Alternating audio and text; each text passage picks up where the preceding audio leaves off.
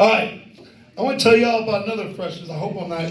Where are we at in time? No, don't worry about it. Okay, I just want to make sure I'm not. Okay, this story, a lot of y'all might not understand the freshness of this story, because I realized that over the years as I've told personal friends this story, some people don't understand the freshness of it. I was married for a while, you know what I'm saying? I was married for like 6 years of my life, 7 years of my life. And although unhappily, I was making best because I had 2 young kids at the time, you know? And I was thinking through, you know what I'm saying? And we watched the E channel. Does anybody remember the E channel? Yeah. Entertainment, whatever. They had this special on the E channel about the top 10 hottest nightclubs in America. The top 10 dopest nightclubs in all of America, where you've got to be somebody to get in. You know what I mean? Like they got the, you get what I mean? They got the line lined out, and they got the bouncer with the velvet rope. Who are you? You can get in, you can't get in. You get what I'm saying? And they went through these 10 posh-ass, bomb-ass nightclubs, all the way to the #1 most popular club at that year. And it was a club called RA, R-A, which was located in the Luxor. You know what the Luxor is in Vegas? The pyramid with the spotlight on the top. You guys don't know what I'm talking about? You know, the pyramid built by the juggalos to get the flag down. No juggalos about it. This was the hottest nightclub in America. I'm talking about you could be motherfucking. Yes. Who's hot? I don't know who's hot. You could be Kanye West and still have trouble getting in. As a Jew, I don't think he's that hot. You get what I'm saying, though, right? Exclusive is what this program was making that club out to be, right? So me and my wife at the time, we were like, man, let's try to go. Let's try to go, you know? We don't know anything about that life because that is just not who we are. We don't go to clubs like that. We don't associate like that. We don't use our whatever type of fame or anything we think we might have to get into places like that. We've never done anything like that. So it was funny to hear the hottest nightclub in America and be like, let's try to get in. Let's give everything we got and see if we can get in, you know?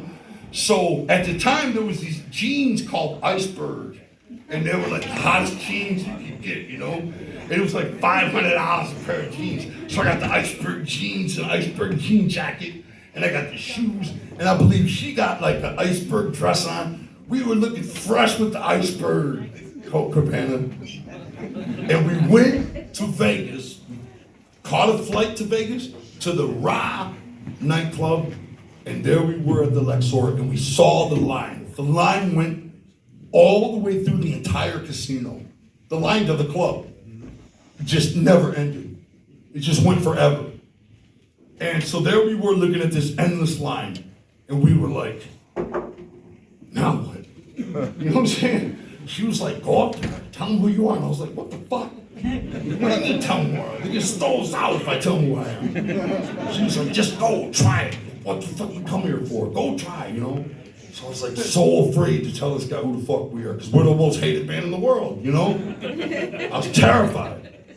So I walked up to the guy and I was like, hey man, if I was a person able to get into the club, like credential-wise, am I at least wearing the right thing to get into the club? He was like, no jeans, no gym shoes. I was like, what? These are Iceberg with the gym shoes. What are you talking about? I thought he was bullshitting me. He was like, I don't care who you are, no jeans, no gym shoes. I was like, so wait a minute. If I was Anthony Kiedis from the Red Hot Chili Peppers, rocking this outfit, you're not gonna let me in? And he was like, well, if you were Anthony Kiedis, yeah. And I'm like, well, what the fuck? He's like, you're not wearing the right shit, you're not getting in. You're not Anthony Kiedis either. I was so afraid to tell this ninja who I was. He was like, what's the name of your band? I was like, it don't matter. It don't matter. I'm telling you, we sold as many records as they did their last album. As Anthony Kiedis and them did their last album, we've sold, not their career, their last album. Ours competes with that, you know what I'm saying?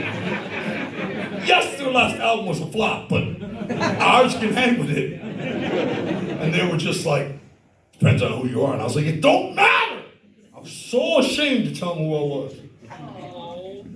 And I'm serious, it was a different time. And I finally was like, fuck it. My wife was getting mad, everybody was getting mad, and I finally said, Insane Clown Posse. That dude looked at me, and he said, are you for real? And I said, yeah, and he said, hold up. Hey, Jack! And his boy came over from 10 feet over, and he was like, this dude says he's from Insane Clown Posse. The dude rolled up his sleeve, he had a riddle box tattoo!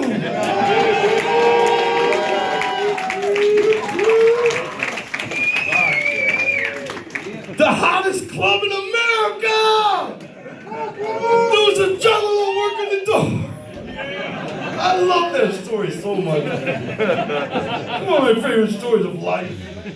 Especially like, man, you were so down, like, we don't belong here. We don't belong at this type of place. I was so positive we were getting kicked out of it, even began to say the name.